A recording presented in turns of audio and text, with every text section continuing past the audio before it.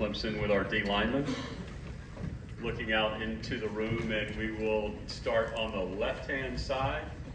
Gentleman with his hands straight up in the air, the only arm on the left side there. Sir, if you'll please stand when the mic comes, that would be great. Thank you. Gary McDaniel, Clemson Sports News. Peter, you moved outside last year out of a need to play defensive end, as Christian Wilkins did a few years before you. Moving back inside this year and underneath Tom Allen's tutelage, what do you see as far as your potential moving forward this year, and how does it feel to move back inside? I'm super excited. I just love the game, and I'm just willing to do whatever it takes, to put my team in the best position to win. So if it's inside, it's outside, it's off the ball. If I'm throwing the ball, it don't really matter. Whatever the coach asks me to do, I'm gonna get it done to the best of my ability, and that's really all it is. That's your job. You got that. I'm gonna get it done. Peter, right side, gentleman towards the back. Peter, Taz, Henry, College Football Sunday. Just a quick question. How does Coach Sweeney and the staff prepare you guys this year for when there's media hype for you guys? And how did he keep you focused, knowing that the games are decided on the field?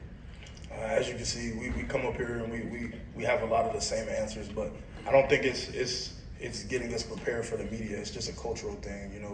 We share a lot of the same core values and a lot of the same principles, and that's what makes us Clemson. And I think, we're able and we're blessed to be in a position where we're able to voice that to you guys and all the other different outlets. But I think it just starts with the culture. Coach Sweeney sets the tone, and as leaders of the team, we come out and we enforce that. And so I think that kind of comes out in the media, and that's why our answers are kind of similar. Peter will be left side, trending towards the left. Hey Peter, this is Grayson Mann with CUTigers.com. Nick Easton last week said that after challenging you all offseason, you've had your best offseason yet. Just for you, how do you feel physically heading into the fall, and just how does that relationship with Nick Easton continue to grow? I feel great. I mean, I would say I arguably feel the best that I've ever felt.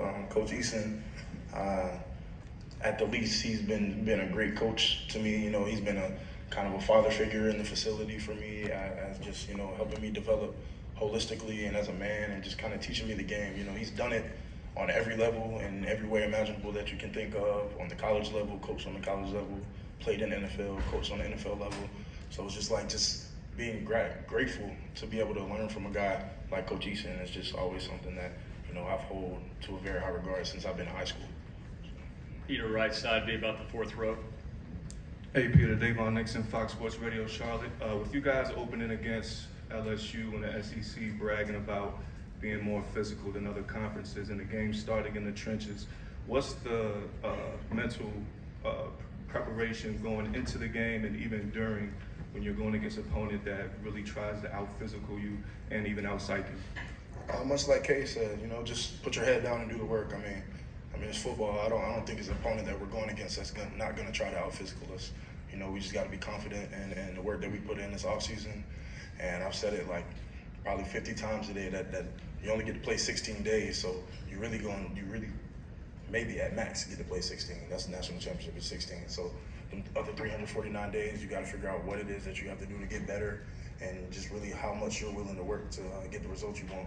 And I feel like our result is going to show based on how we work. Peter, left side, front row.